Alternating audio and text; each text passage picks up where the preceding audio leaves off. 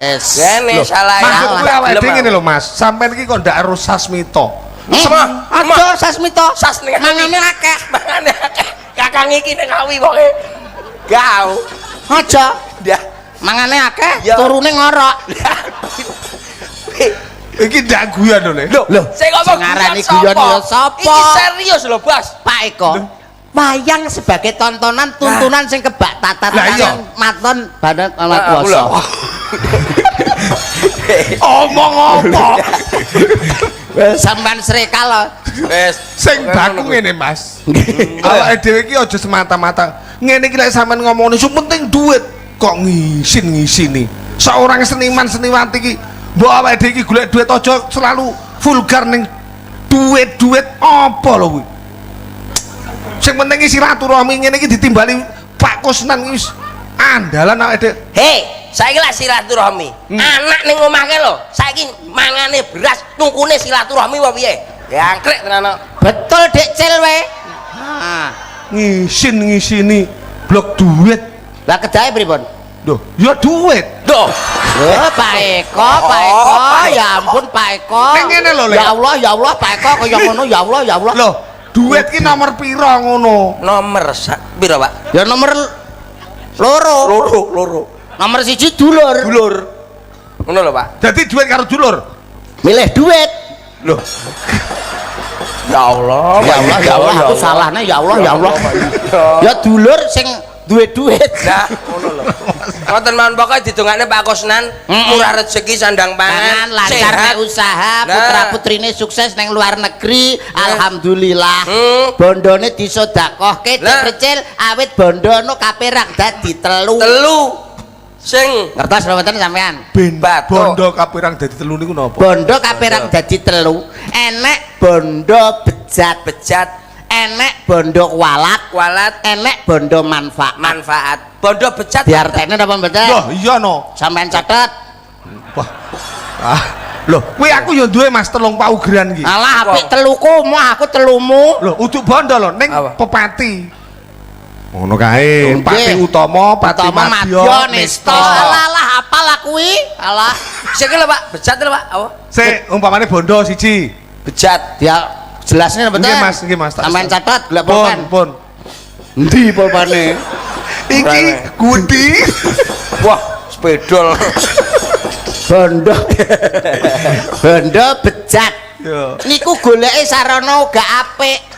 Watuk ae bolak-balik kowe tak tapuk pisan. Jangkrik ngomong kancane demen kancane iki gering kok.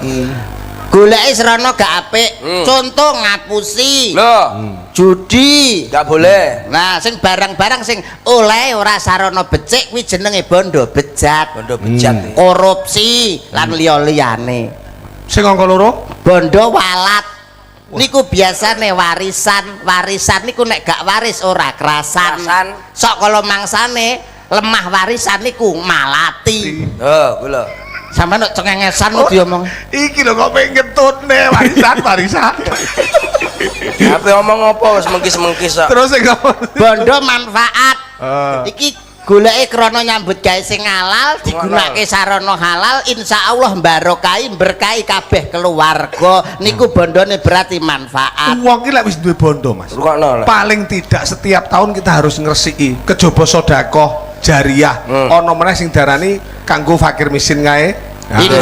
Infak zakat fitrah ngono kae. Itu adalah wajib kita, Bos. Awake dhewe kudune wajib. Jenenge zakat fitrah itu harus wajib.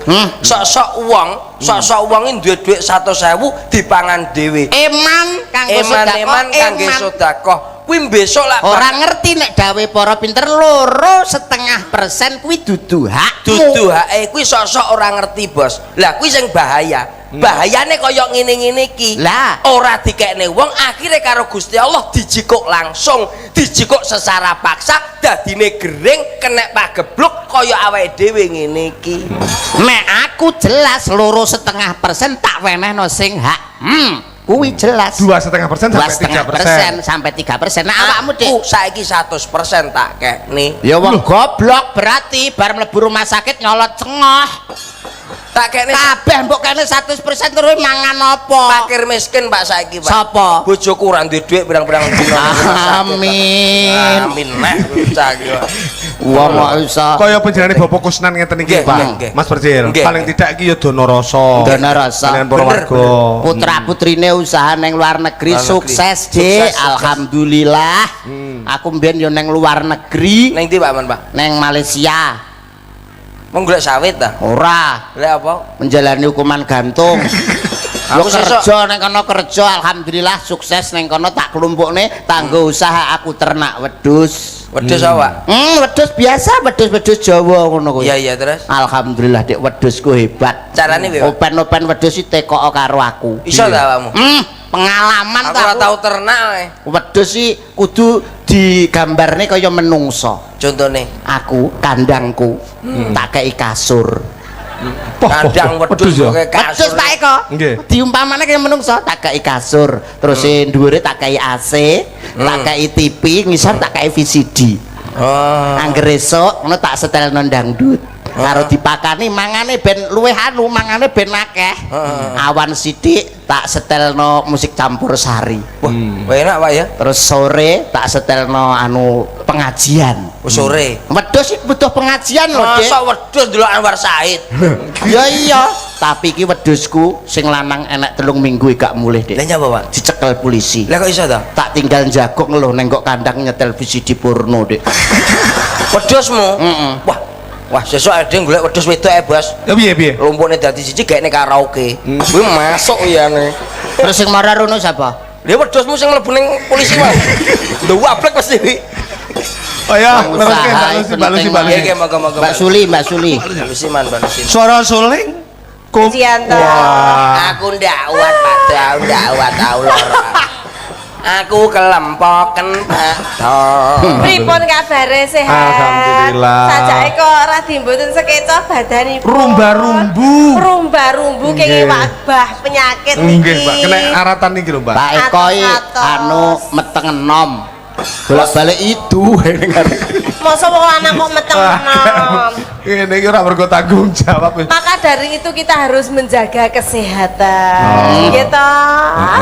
Ini Kesehatan adalah pangkal kebersihan nih kok. kesehatan pangkal kebersihan. Lek adewe ra sehat ora iso Wale. Kebersihan pangkal kesehatan. Wale Piye?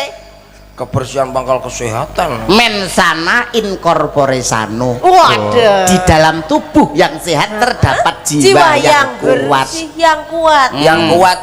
Ale Pak Dah, tak ngomong karo Mbak. Ini. Ini gini.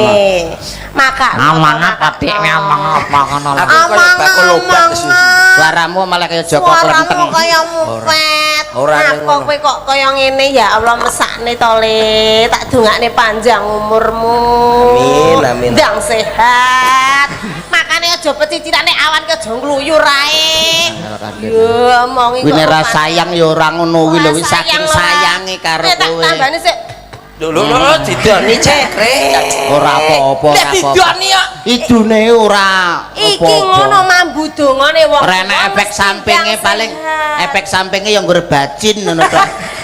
Wangi kok. Wes mari. Mari.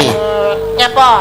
Ora ning ngono lho, Mbak. Piye? Sampane nyelot suwi atik aku roh ngene iki jan kudu tak apane ngono Mas aku. Maksudnya- Aku berang-berang dina ning nggon kono ruwe suster tok lho. Padha ora roh sing model kaya ngene iki. Tadi hasrat Ora yang ngene iki ora akhirnya beruah kancane. Wong kowe iki ora iso nyapo-nyapo. Suaramu kok malah bidang kaya ngono. Ora bidang piye kancane suara iki tenan berang-berang dina Mbok gawe-gawe no suaramu asli. Kira ora digawe Pak Do iki tenan ngene iki suaraku. Ngene Bidang Mbak. tenan, Mas. Nun sewu Mbak Lucy. Piye? Jenengan mau saking mriko nun sewu saking Ponorogo. Rogo kono. Kono. Oh lah iya menggoke rono lho ngono angel. Eh, ngapa? Ora saking Ponorogo jam pinten? Iya. Arep meling apa kowe? Ora tukokno jamu aku. Iya Jamu mbok apa? menawar ninggal weling Mbak menawar. Mbok kon bongko kowe Gak masih kancane. meling pesen Ora. apa Dik pesen. Neng Ponorogo ning jamu apa kalau Jamu apa? 4:30 mangkat ke Ponorogo. Jamu, Bos. Jamu apa? Sampeyan Jamu flu to? iki to Dik, jamu genan mbok ngono lho. Jam Iki jamku iki. Jamu. Kuwi jamu. Jam-jammu iki. Jamu. Oh alah unjukan. wah unjukan. Jamu apa? Anu kuwi lebas ngilangi penyakit flu iso ilang. Iki garek ngombene ngombe apa? Saman pengene jamu apa? Oh enek lho ning Ponorogo. Kondang kalau kok sampean gak roh ora tau dolan. Segala Ketara. penyakit enek jamune. Enek Pak ning kono Pak pijet jamu enek kono. Contoh Umpamane lara apa kowe? lara panas, Panas langsung cekel panas sing ndi? sirahe. Sirah cekel cek. Diulet-ulet. Ngombe jamu. Langsung dinyet-nyet-nyet diombeni jamu didilat 1 2 3 ilang. Nganggo didilat, Dik. Iya. Ya masuk ning ngono. Kondang kuwi ning kono. Kondang ning kono Ponorogo. Umpama aku lara bar bal-balan kesaduk terus keseleo Seleo. sikilku. Langsung candak sikil tengah cek kene Ada, celek. ada. Langsung pijet cek cek cek cek cek cek cek cek cek diosok-osok-osok diolesi jamu kemau didilat 1 2 3. Ya masuk. Umpama aku lara udon manggone ning bokong. Kuwi lek ngobati piye? Langsung cekel cek lebokne hotel terus Nyapa.